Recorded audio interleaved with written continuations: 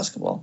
Just a little. No, 100%. Like it's you have to manage that risk, and that's why. And my next question to you was gonna be kind of asking your thoughts on some of the trades that went down and some of the trades that were vetoed.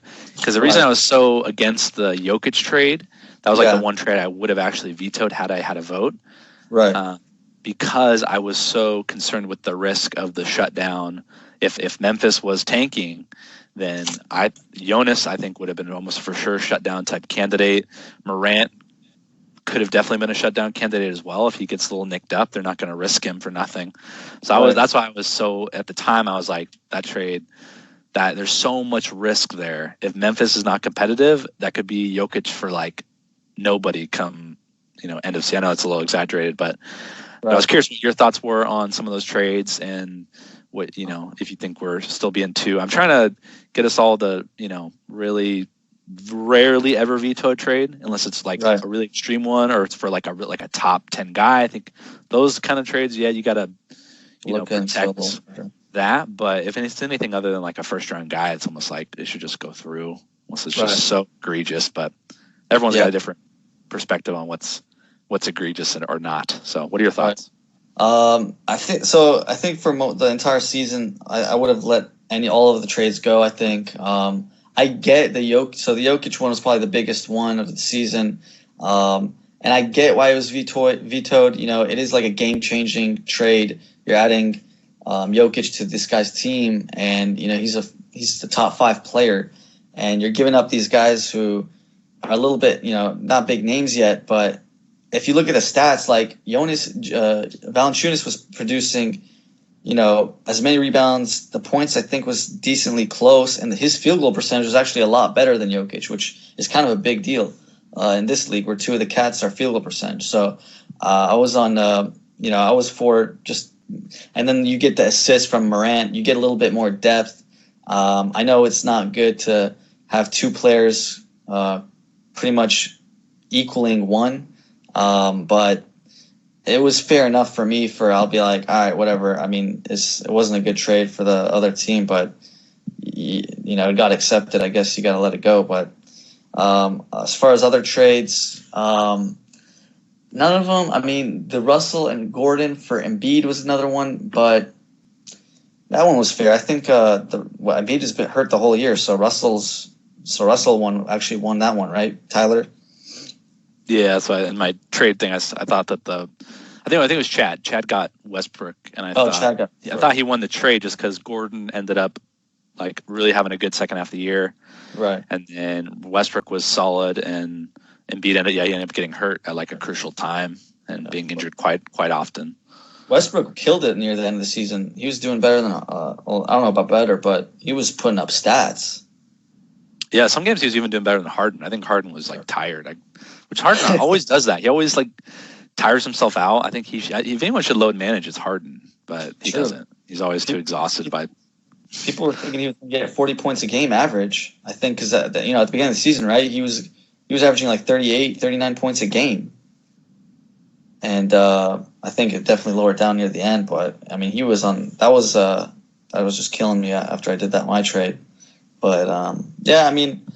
I feel like that scenario of you trading for Curry and then Curry getting hurt, it's not quite as bad, but that almost feels the same as like when the Kings drafted Bagley over Don. It's that same just like, dude, like why? Like oh my, like not that because obviously you couldn't see that coming. It's made a mistake by Doncic, but just something you're just like that devastates you. It's like, oh man, like how do you come back from that? I know it was 2 days after, and I mean we really, me and Shaheen really liked Curry because he's like one of those guards that would be really good for this league, right? His adjusted field goal and his field goal percentage are so good. Those are 2 huge cats. Harden, his percentages, at least before, I guess his adjusted is decent.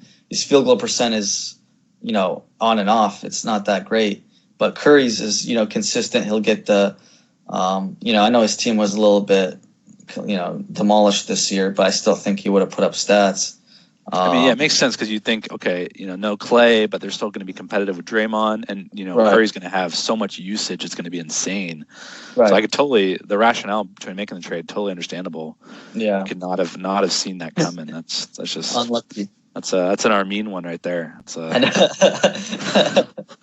I think so. I'm man. sure Armeen probably saw that coming and probably would have committed. Yeah, you should trade for Curry. But speaking of Harden, so based on how much the NBA season has happened so far, who's your MVP? I know you wanted to talk a little MVP. You want to talk a little bit about kind of some of the playoff teams. Right. So start us off with some MVP. Who's your MVP this year if we don't have any more regular season? I got to go Giannis, man. I mean, that guy he's just killing it. He's taking the Bucks to another level. They look like they would be going to the Eastern Conference Finals. All the advanced stats have him at the top. His RPM, all that stuff. He's ahead of LeBron James, would be a lot of people's pick too. I mean, LeBron's been killing it too. I mean, at his age and the way he's playing, it's incredible. But he has a little bit of. I mean, the one thing that I can see people that would say LeBron he is in the West, and it's a little bit tougher. So we got to give a little bit.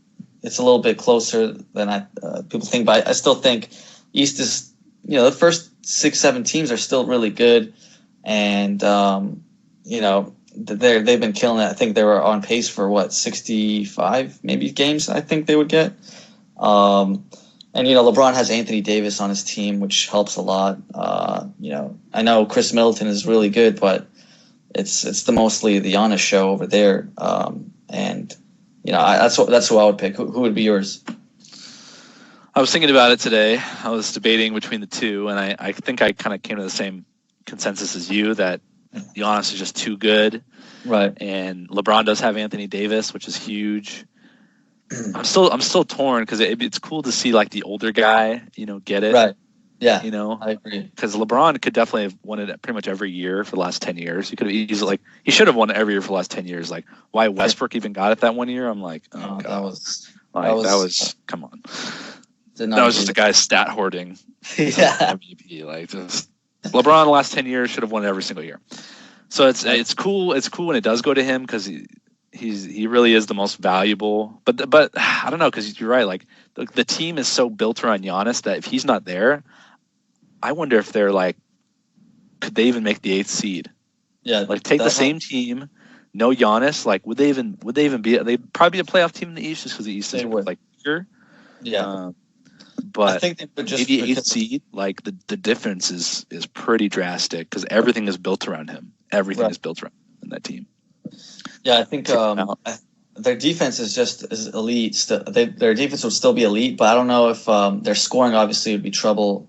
Who would really score other than Chris? If you replace Giannis with somebody that can, I mean, it depends who you're placing Giannis with. Are you replacing him with Jared Dudley or Trevor Ariza or a scorer like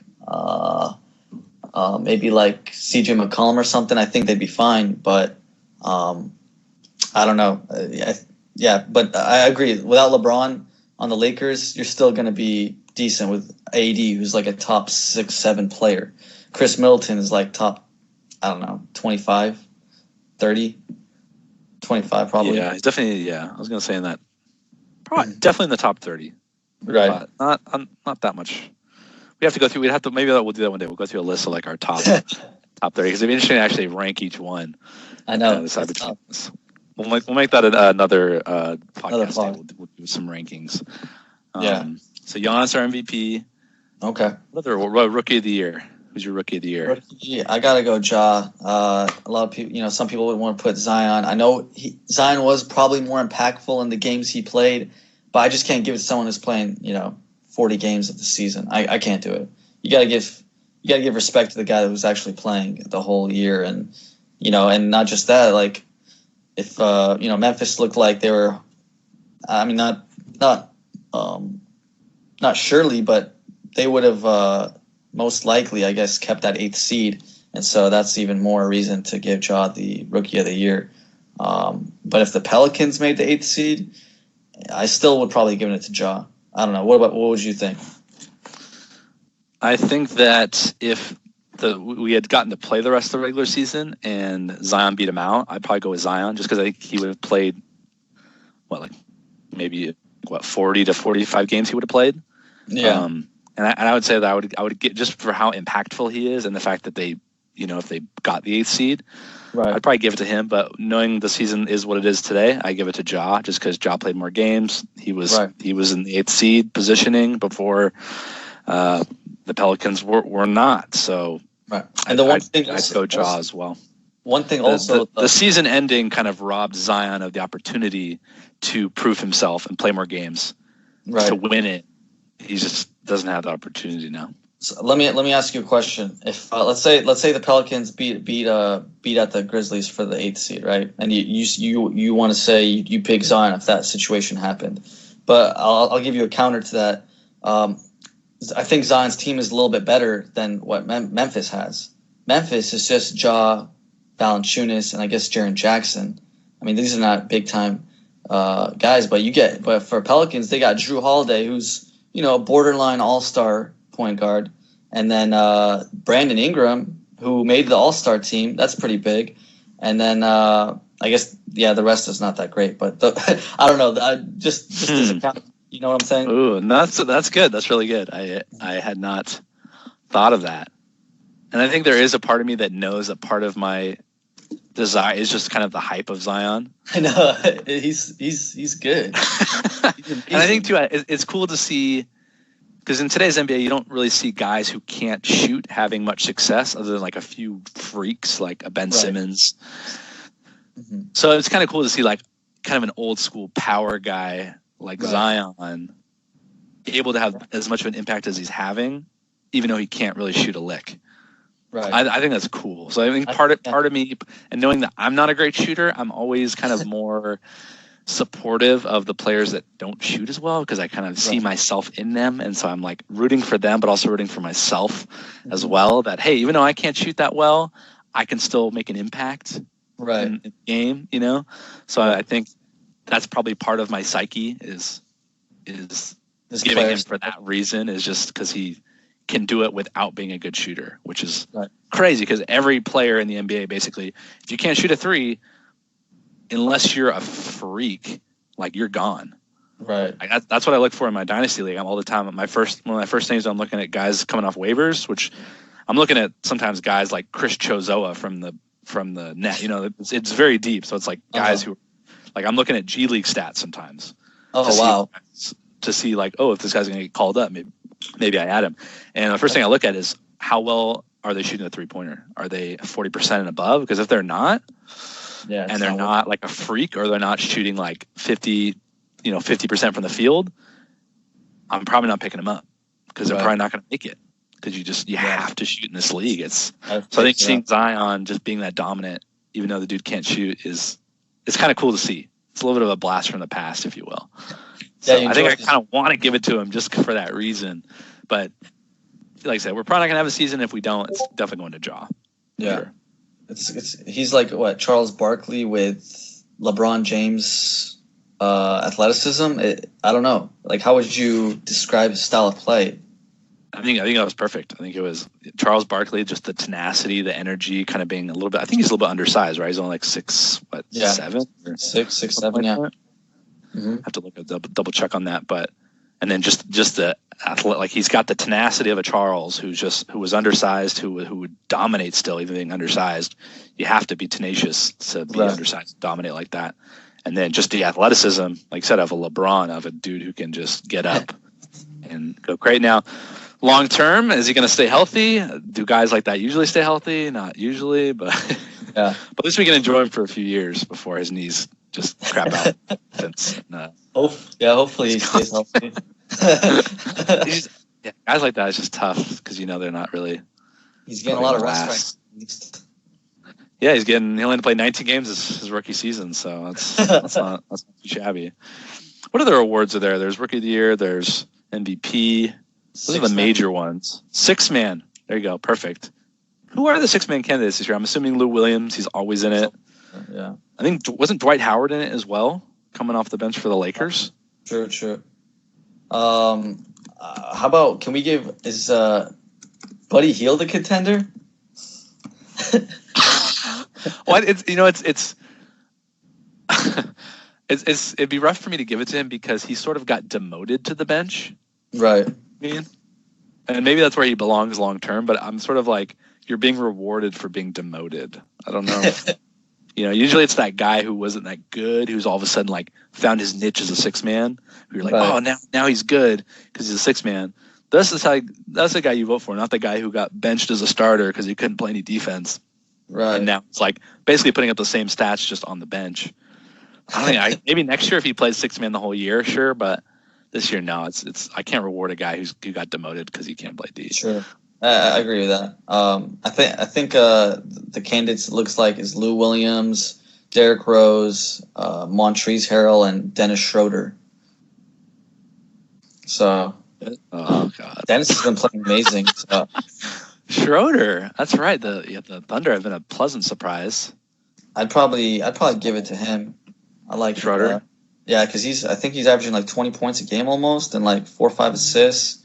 A few rebounds, and his shooting is, wow. I think he's shooting, I'll have to check it out, his updated one, but I think he was shooting around 47% and like 38 from three.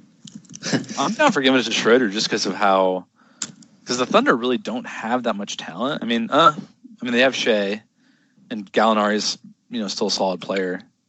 Yeah. Steven Adams is okay. They're an okay squad. But yeah, I like giving it to Schroeder just because he hasn't got it before, I don't think. And Lou Williams could get it every year if he wanted. I know. I'm tired of giving it to him. He's done. Well, he's on a stacked team anyway. He honestly should be starting somewhere, but I'm shocked that he took that deal with the Clippers. Like, he must have been saving his money for a while because I'm like, dude, you're taking $8 million. It was like $8 million a year. I'm like, you could get like at least 15 from another team. At least, probably more. And he's taking 8. I'm like, what the? Yeah, that was the biggest shockers in it. No one really talked about it that much, I think. I don't know. I guess he really wants to stay with Doc. He knows he's going to get the time. I don't know. But yeah, he could have doubled that easily. I know. You know what? Maybe he's been a good steward with his money. He's been saving his money, so he's like, it's all good. I got plenty of money. Hopefully, he seems like the type of guy who would probably like save his money well and be pretty conservative. That's a total guess speculation. I really have no idea. I just like to think that too. That's what we hope for.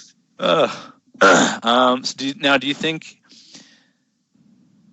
that they'll? So I was going to actually read you guys here. We have a little update from NBA Roto World that I wanted to read because I thought it was pretty interesting. So essentially, this is from Roto World. So it says the NBA will need roughly 80 days to complete the season if and when play resumes, according to John Hollinger of The Athletic.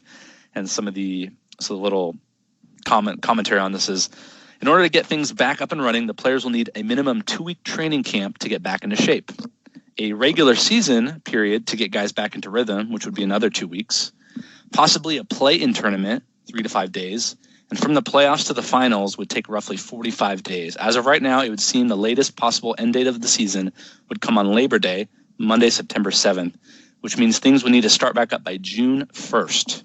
So there's still a ton of uncertainty here, but this gives you a general outline of a potential timeline. Do you think this is in any way realistic at all, Zaid, or do you think they're just holding on to just false hope? I think so. Why don't you do one more thing? Do you see the Mark Cuban right under it? I think there's a Mark Cuban piece. Saying he's hopeful about the NBA season will resume. Yeah. He said hopefully by the middle of May. He said maybe not with fans. He's saying, but he says if he had to guess based off people he's talked to at the CDC and other places, he said the over-under would be June 1st. And I'm taking the under. So he's being very optimistic. Right. I mean, I'm hoping so. That would be awesome if 2-week training camp, get some basketball by June, starting June 1st, end it in September, start the NBA season in December, which is, a lot of people think that's where it should start anyway. And maybe like a play-in tournament that they're talking about. I'd love it. I mean, the no fans thing would be weird at first, but, I don't want them to force in the regular season because it's not super important, to be honest, because the playoffs are pretty much set as far as who's going to be in the playoffs. I know the West is a little bit close, but I'm not going to lose sleep over it. I'm a big Kings fan, as so are you, and so it would suck to see them not at least try to see if they can get that 8th seed. But if the circumstances don't allow for it, I get it. But just give me the playoffs, man. I just want the NBA playoffs and give it to me. I mean, it would be nice with fans too. I'd love the NBA playoffs with fans. You can't beat that. But I don't know. I mean, every day something changes with this virus stuff. So we just got played by ear.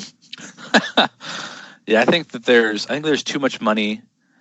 There's too much money at stake. There's too much money to be made to not. And I think the NBA, like, with how much money they have and how they have the resources, I would think, to get all the players tested. I know that there's kind of a shortage of tests, and some NBA teams are saying, like, we don't want to get tested because we want to save it for other people.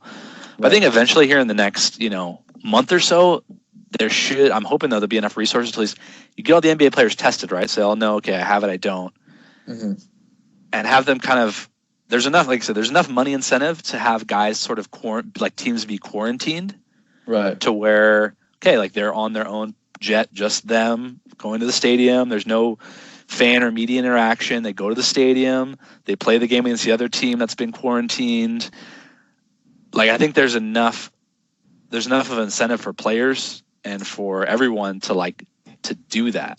And right. I think that there's the means to make that happen. They have the money to afford private jets to where they can just be the team traveling. They have the money to be able to just, make sure these guys are quarantined. And if I were a player, I'd probably do it. I mean, it would be a short-term thing, but I'm missing out on a lot of money not being able to play at all. And I think, and I even heard a report about the G League potentially even starting up here, them doing a tournament where they've got guys quarantined. And I know they could probably have a lot of guys all in the same place for a long period of time, which is maybe why that's more feasible. They don't have to necessarily have guys traveling to different places.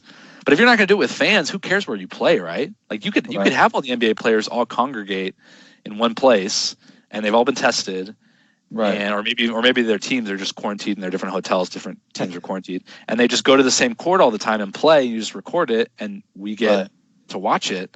There's still enough money to be made via TV rights, via those things to make that happen. So I'm not probably quite as optimistic as Mark Cuban that it'll start up that soon. Or June 1st. But I think that there's going to be something. And if it's just like a mini playoff or a tournament, there's going to be something because there's too much at stake to be lost. And there's too much. The NBA is making too much money to not be able to do something like that where they can just, quarantine guys. And I can see the players buying in too because it's only going to be short term and they want to play too. They don't want to just throw the season away. Do you think the ratings would be off the charts? Like everyone's staying at home. Oh, 100%. Oh my gosh. What else would we do? We'd have the highest ratings of I think it was my brother and I, we were laughing. We thought the XFL, we're like, dude, if any sports league is going to play through this, it's going to be the XFL. You know what I mean? The XFL, right? They don't give a crap, dude.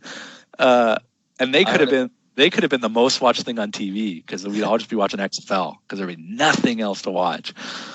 I was hearing a joke that the NFL started the coronavirus because, they're just killing all other sports. And then, they got theirs with the Super Bowl already, and then they'll come back in August, which hopefully things will be a lot more tamer, and they'll play out their season. And I don't know. It's just the NFL, just wanting to literally dominate. Let's not even let them have a league.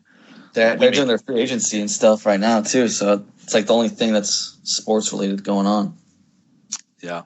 Yeah. The guys can't even come in for physicals or anything like that. They're just kind of all hoping for the best. There was a 2 or 3 week period. I just want to throw this in there when the NBA season was going on 2-3 weeks ago, right before it got suspended, that I was on Twitter a lot.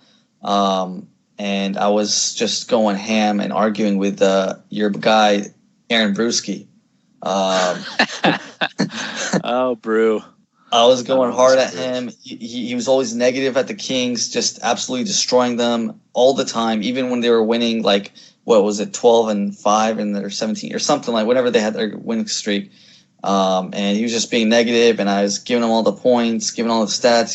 He's just, not having it. And I was like, dude, like, let's be in a fantasy league together at some point or something, and let's see what you got. And then he said something along so Brew is in the Dynasty League. If I can get you in the Dynasty League. That's awesome, dude. How's he doing in that? Not that good. he's I was gonna actually mention the story about a funny story with him. He likes to. I can tell he's a guy who really likes to rebuild, but never like come out of rebuilding. If that makes sense. He's so in love with the young guys and the potential that like you just keep going in that cycle of keep getting young guys with potential. And although I think he did improve this year a decent amount. I think he jumped up like 10 spots in our Dynasty League. So funny story about Brew. So back when he used to write for Hoopball, he loved Rashawn Holmes. Rashawn Holmes. Loved with this guy. And rightfully so, because I was agree. Like I thought the talent for sure was there, but wherever he would go, he would just never get playing time. And so I think he was playing for the Sixers.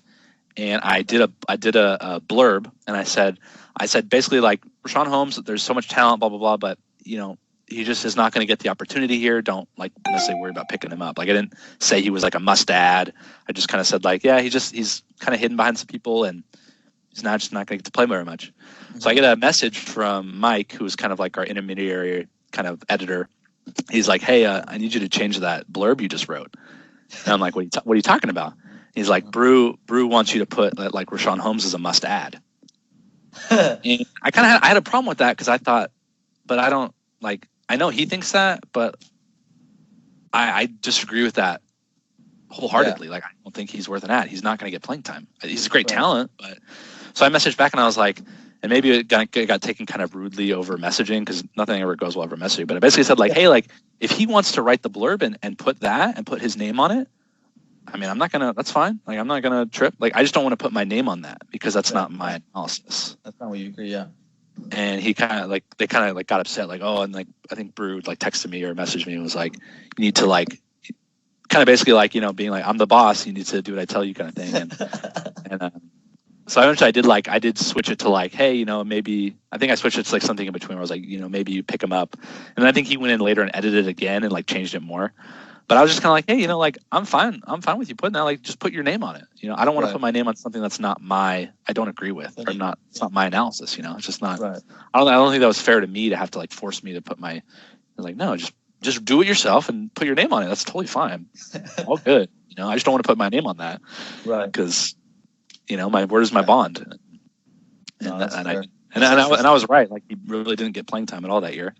Right. But now all of a sudden he gets traded to the Kings. He's doing great. So I'm like, good for you, Brew. Rashawn finally came here for you. I'm excited for you. I'm pretty sure he has him with the Dynasty team as well. Not surprisingly. Yeah, he's so very he loves him. And like I said, I think like the talent is amazing, and I don't know why other teams wouldn't play him. I never understood it myself, but I just was like, well, they're just not going to play him. So great contract too with the Kings. Yeah, so if we can get you that Dynasty League, then you can finally get your revenge on Brew and trash talking. I know. I want to go because I think in the Twitter he said he didn't want to steal my money or something. And then I'm like, bro, don't worry about my money. Let's just get in a league together. And he's like, all right, next opening, I'll get you in. And so I'll remind him come next season. Yes. Okay. Cool. Yeah. I think any other NBA topics on your mind? I think that's it, man. Just hoping for it to come sooner rather than later. I feel it, man. I feel it. I miss playing basketball. That's big because I used to always go to the gym. I used to go to CalFit and I'd go hoop. And I got in trouble recently because I was at a park with some friends and we were playing 5-on-5 at the park. And the cops came and broke us up. Said we couldn't play 5-on-5. It said like some people around had like called in to complain that we were playing 5-on-5. So I'm like, I can't play. I just want to play some basketball. So me and my friend Ben ended up just playing like around the world. Oh yeah, for a while. but it's not the same. I want to hoop, I want to hoop. I want to. So I'm hoping this is over as soon as possible, so we can just get back to normal life again. Yeah. But now, hey, you're getting a lot of podcasts because guess what? Who's got free time? And this guy right here has lots of free time. So get ready for lots of pods, baby. And if you want to be on a pod, let me know.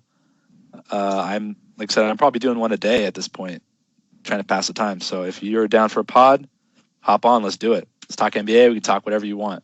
We can talk taxes. We can talk healthcare. I don't know. We can talk whatever. I'm down to talk. Hey, this was fun, man. It's nice to talk basketball, bro. Just anything basketball related. I'm just going to just go to it. I've been watching NBA.com as that free league pass stuff. So I've been watching old classic games. What you been watching? I watched Boston Lakers Game 7, 2010. I watched 2008 Boston Lakers Game 4 when the Celtics made the 24-point comeback. Watched Sixers versus Bucks Game 7. I think it was round 2 of 2001. Those are the main ones. Have you been watching any? Make it a count. I haven't, but now that you're saying that, I'm like, oh man, it's kind of itching. I'm itching now. It's getting my fix, man. Oh man, I'm gonna have to do that soon. And it's good because you get to remember some players that you don't maybe remember and kind of their playing style earlier in that year. It's fun. You'll enjoy it. NBA playing styles. I will definitely do that. Zaid, thank you for coming on. Thank you for being an awesome guest. I appreciate all your insight, and hopefully next year, you'll do battle again in the finals of either the Dynasty League, if I can get you in, and our league as well. And I'm not going to hang up on you, by the way, just so you know. I'm just going to stop this recording. But like I said, if you want to be on a pod, hit me up. Like and subscribe to my channel, and just get ready for more pods. Get those ears ready. All right, thanks, Tim. From Zaid.